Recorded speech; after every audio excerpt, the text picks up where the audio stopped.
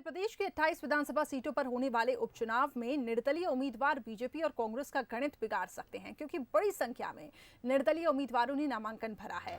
राजनीतिक पार्टियों के अलावा क्षेत्रीय दलों और निर्दलीय उम्मीदवारों ने उपचुनाव में बड़ी संख्या में नामांकन दाखिल किया है।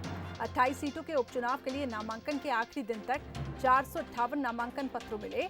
6 अक्टूबर तक भरे गए फॉर्म की संख्या 597 है, जिसमें 458 उम्मीदवार ने फॉर्म भरा है।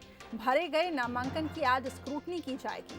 19 अक्टूबर तक नामांकन वापस लिए जा सकेंगे और उसके बाद बचे उम्मीदवारों के नाम का ऐलान होगा। सबसे ज्यादा मेगांव सीट पर 43 उम्मीदवारों ने पर्चा दाखिल किया है। वहीं सुर्खी में भी 30 नामांकन पत्र मिले हैं।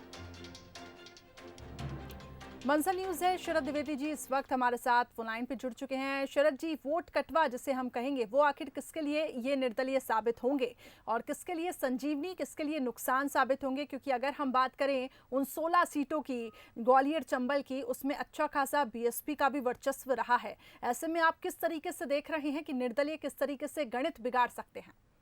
बिल्कुल करिश्मा, ये बहुत ही $1 मिलियन क्वेश्चन है कि आखिर हमें पहले तो हम ये समझ लें कि जिनको हम ये वोट कटवा निर्दलीय उम्मीदवार कहते हैं, ये किसकी तरफ से आते हैं? क्या ये अपनी खुद की प्रेरणा से ये चुनाव लड़ते हैं या फिर ये प्रेरित किए जाते हैं बड़े दलों की तरफ से कि आप चुनाव मैदान में उतरें जिससे उनके प्रतिद्वंद्वी को ये नुकसान पहुंचा सके? तो बिल्कुल जवाब यही है, रणनीति यही होती है, क्योंकि वो निर्दलीय उम्मीदवार जिनको कुछ 100 वोट यानी 500 से 1000 वोट या 1000 से 5000 वोट मिल सकते हैं, वो चुनाव में आखिर क्यों उतरते हैं, जबकि उनकी पूरी संभावना इस बात की होती है कि उनकी जमानत जब्त हो जाएगी।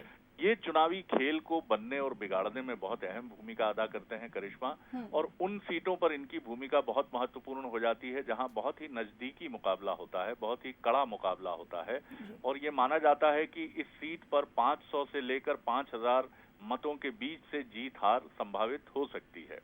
तो उन सीटों पर एक एक वोट का गणित बहुत महत्वपूर्ण होता है, और इन सीटों पर ऐसे निर्दलीय वोट कटवा उम्मीदवार किसी का खेल बना सकते हैं और किसी का खेल बिगाड़ सकते हैं। यही वजह है कि दोनों ही दल, जो मुख्य दल हैं मध्य प्रदेश के, वो ऐसे वोट कटवा को कई बार प्रेरित करते हैं चुनाव मैदान में उतरने के लिए, और अंतिम क्षण तक वो उन पर निगाह भी रखते हैं।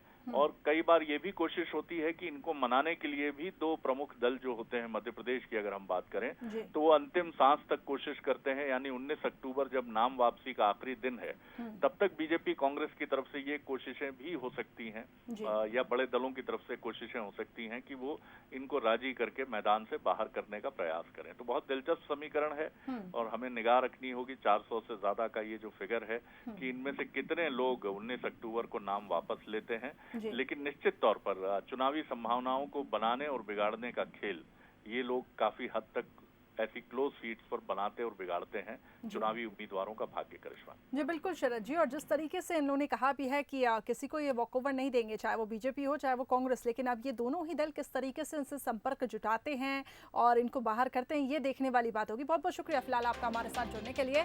तो उपचुनाव में खेल बिगाड़ सकते हैं निर्दलीय, इस पे लगातार हमारी नजरें हैं, बना भी सकते हैं, बिगाड़ भी सकते हैं। बहरहाल ये दोनों ही दलों की अब रणनीति होगी, जो कि मध्य प्रदेश की अगर हम बात करें तो दो मुख्य दल बीजेपी और कांग्रेस की किस तरीके से इन निर्दलीयों के साथ संपर्क किया जाता है, और इनको ये मनाने की पूरी कोशिश होगी कि किस तरीके से ये मैदान से बाहर आए। लेकिन वोट कटवा हम इन्हें कहेंगे कि ये समीकरणों को बना भी सकते हैं और बिगाड़ भी सकते हैं।